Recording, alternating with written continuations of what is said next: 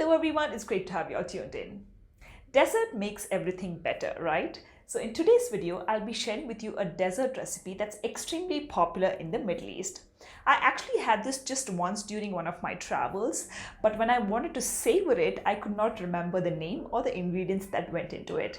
So I did my research, tried the recipe a few times before I decided to share it with you guys. This dessert is simple, easy, and definitely a must-try for all those with a sweet tooth. So to see how I make this flowery scented pudding, jump on in and let's get rolling. To begin with, add 3 tablespoons of corn flour into a bowl and add just enough water and mix it all together until it is lump-free. You can use cornstarch or rice flour instead. Now add 2 cups of milk into a saucepan and bring it to a boil over a medium-high heat. As this starts warming up, add 4 tablespoons of sugar and stir it until it dissolves. You can omit the sugar if you don't like your dessert too sweet. Then goes a teaspoon of rose essence, or you can use rose water, which is the original recipe. Give this a quick stir and then add 1/4 cup of fresh cream, which makes it nice and creamy. But if you do not have it in hand, you can omit this completely as well.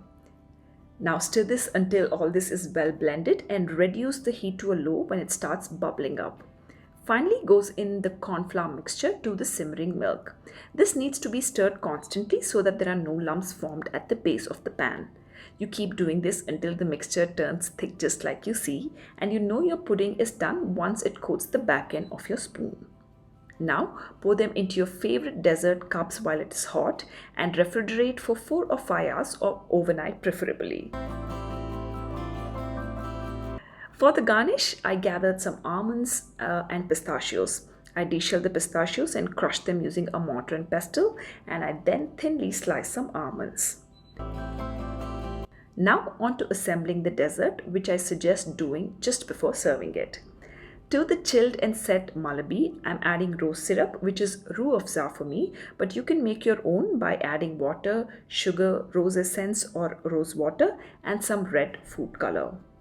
Lastly, I'm garnishing this with some shredded coconut that I grabbed last minute, some crushed pistachios and chopped almonds. This chilled dessert is ready to be served and is great for the summer months, and it makes for a perfect ending to your meal. I hope you all enjoyed this easy summer dessert recipe. Give this gluten and egg-free recipe a try, and if you're somebody who does not like flowery scented desserts, then replace your top layer of rose syrup with smashed seasonal fruits like the mango here in India and make it your own. Let me know how you liked it in the comment section down below, and as always, if you're new here, it means a lot if you could subscribe to my channel. Until next time, stay happy, stay healthy, stay blessed, and do not forget to stay safe. Bye-bye.